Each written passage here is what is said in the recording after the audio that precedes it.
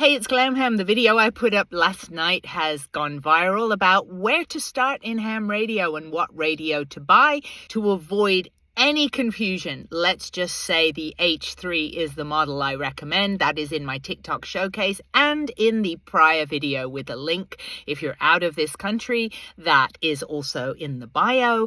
And the school that I recommend that you study for in the United States is Ham Radio Prep. I studied with them. I passed 2 licenses in one day. In the United States, there are 3 ham radio licenses, technician, general, and extra, for local citywide communications, which is what most people think of for emergencies. You are fine with a technician license. By the way, Ham Radio Prep now gives a great discount. They give 20% off with the code GLAM. So there's no quicker way to study for your license. They really focus on what the questions are that you might be asked. There are 400 questions in the question pool, and you will be given 35 of those on a multiple choice exam. Thanks to Kermerd, everything can be done online now, which actually is really great. So there's where to study.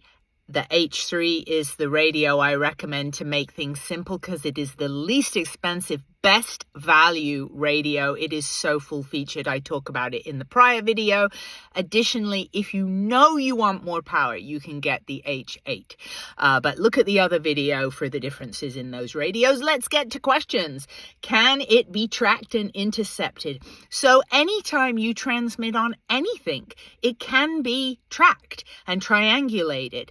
Literally when you are using your cell phone and when your cell phone is on, it can be tracked and triangulated. So at the point that you would press PTT, push to talk, technically you could be triangulated. I have literally never heard of this happening unless somebody is doing something egregiously bad, such as, for example, happened in the UK when someone was deliberately and maliciously interfering with other people's radio communications, which obviously is a no-no and highly illegal. So, but if you're just using the radio lawfully, then you shouldn't have anything to worry about. An important thing with ham radio is not private. Don't be fooled by terms like, privacy codes and privacy lines. All that means is you can make a radio so that you don't hear lots of other people. Let's say you only want to talk to your one person and you might put a little privacy code into the radio. That doesn't mean you're private. It means you're not going to hear everyone else on that frequency. So you and your colleague, whoever you're talking to, if you have those privacy codes enabled, it means you're having a peaceful conversation without lots of interruptions, but other people can still hear you. So that's really important. Okay, can you use them? Can you use without a license in an emergency like an earthquake or a fire, etc.? Okay, this is not a simple, straightforward answer. Most people think yes, but here's the thing. The FCC, Federal Communication Commission, that governs all things frequencies in the United States, including literally your microwave, they have a very specific definition of emergency, and it might be one of the questions on your multiple choice test. It has to be imminent threat of loss of life and property. So a kitchen fire, your car being stolen, that is not an emergency. House burning down, if you have no other means of communication, yes, that's an emergency. It's a huge misnomer and very harmful to you to believe this notion that I'm fine because if it hits the fan, I know I can use the radio in an emergency, because you won't know what frequencies to use, and there are thousands of frequencies. So I really urge you to do things correctly and learn about radio. There's quite a bit to learn to be safe and use radio properly and to not get huge fines, which is another misnomer that people think, I can use the radio and I won't be fined. These are not walkie-talkies, despite the grotesque amount of misinformation from people who know nothing about radios. These are not walkie-talkies. Walkie-talkies do not have removable antennas. They're not programmable. They're maximum 2 watts. These are not walkie-talkies, and they have different frequencies. You can get huge fines. Someone was fined $34,000 in 2022 for transmitting out of the frequencies they were supposed to be using. Don't mess around with it. Okay. So the answer is, if it is a true emergency, yes, you can use it, but you still want to know what the frequencies are. And that's what you learn when you get your ham radio license, because you could just be phoning into thin air, literally, and nobody is monitoring on every single frequency. You want to know what frequencies to transmit on. So I really urge just getting your license. Right. Is it true you need a bigger antenna or better antenna? So there is an antenna. It's called a whip antenna. I will insert a clip. They're like $10. I have them linked in my bio. They do receive and transmit better than the rubber ducky antenna that comes stock. These really are fine, but obviously the longer antenna will get you a little bit further and receive from further away. You don't need any kind of big tower or anything like that to get into the hobby. So one thing to remember with radio is height is might with these little radios. So if you're going hiking and you're up on a hill, you're going to get really great distances. I have spoken 60 miles away on a 5-watt radio, but I was at an elevation of about 1,600 feet. If you're down on the ground in the city, you may be looking at a couple of miles if there's loads of buildings and traffic everywhere. These radios can use something called repeaters, which you learn about when you get your ham radio license. That will enable you to pretty much talk around the city if you're anywhere that has repeaters. And the way you can check that is get a free app called Repeater Book and put your zip code in, and it will tell you what repeaters are near you. Think of those as radios that are up on mountains listening for you, and they are then going to repeat your signal to a giant radius of, depending on how high that mountain is. What you're going to check when you look at Repeater Book is FM, 70 centimeters, and 2 meters. Those are the only things that you're going to care about when you first get into these little radios. So that's that.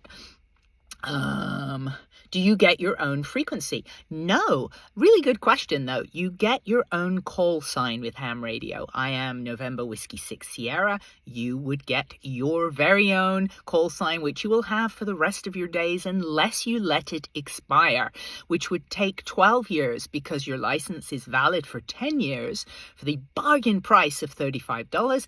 And then you have a 2-year grace period, which in the United States, you're not allowed to transmit during the 2 years, but they give you that grace period to renew. It is truly a bargain. People who think that it's just another tax, again, this is just a misnomer. Think of the admin it takes just to register and issue call signs for over 700,000 licensed hams in the United States, which we have right now. And in fact, this was free until a couple of years ago. There was no charge. Think what you pay for car registration every single year. So to use frequencies that are actually worth billions of dollars to the telecommunications industry, trust me, $35 for 10 years is a bargain. Okay, next one. What's the difference between ham radio and CB radio? Another great question. CB radio, no license required. A lot of truckers have them. CB is maximum legal limit in the United States, 4 watts, versus when you get a ham radio license.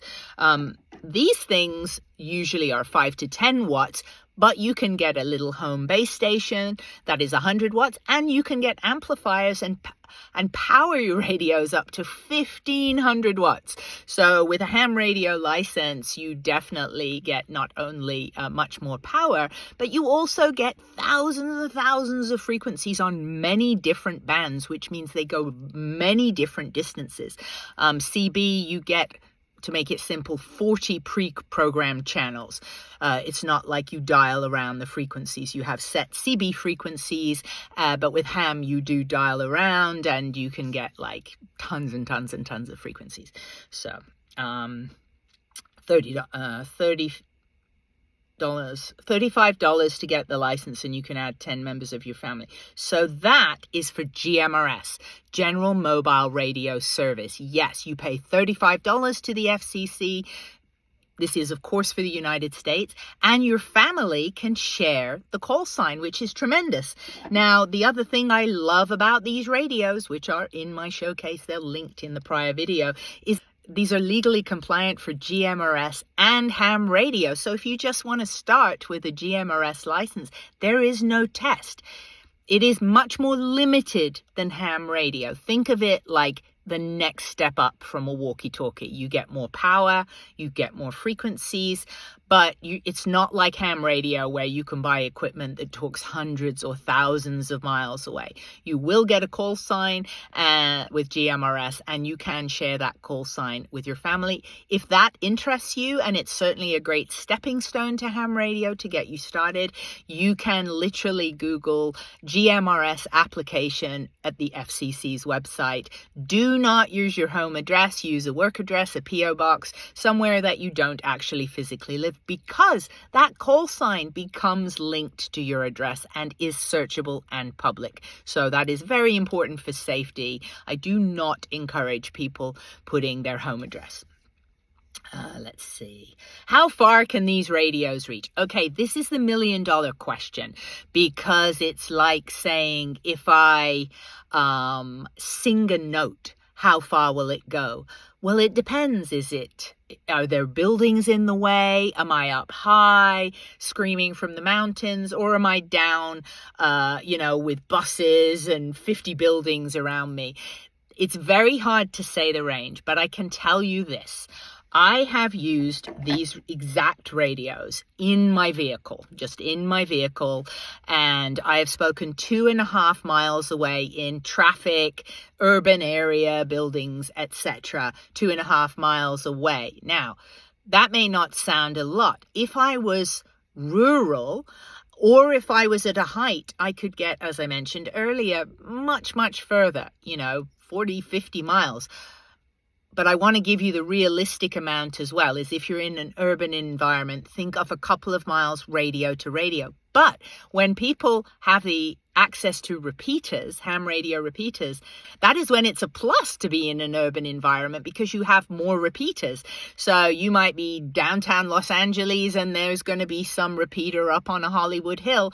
All you have to do is hit that repeater. That's the term, meaning connect to the repeater a few miles away. And then you could be talking 50 to 100 miles away, depending on how high that repeater is. And these are all things that you learn when you get your ham radio license. And I will be doing more videos helping you navigate this. I also go live at least once a week and do huge Q&As. I have amazing mods. They help answer questions.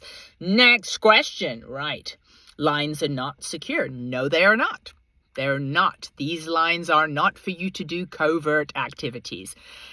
Head on, if that's what you're thinking about ham radio. It is a global hobby.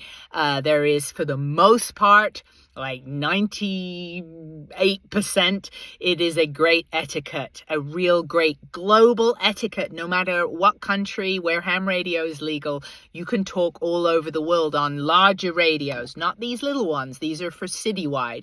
You go up to a larger radio with, if you want to do the long distance. But everyone is polite. There is the whole no politics, no religion is the kind of etiquette. Is it 100% honored? No, of course not. It's a self-policing hobby, but for the most part, I can tell you it's a really nice environment. But if you're getting into the hobby, a good bar to set for yourself is whatever you say should be something that could be heard by a grandmother sitting with a grandchild, because children get ham radio license. I got unfollowed from you somehow. That is because my last account was banned at nearly 300,000 followers. So this is my new account, and thanks for coming back. The shopping cart is only selling the H3, whereas the H8. So TikTok would only allow me to add one link to the last video where I show that radio. In my showcase, there should also be the H8, which is the larger radio. If not, it means they are sold out. But it is more expensive than the H3. The H3 is 5 watts and the H8 is 10 watts. So although it won't go double the distance, it will push further. But it is a heavier radio.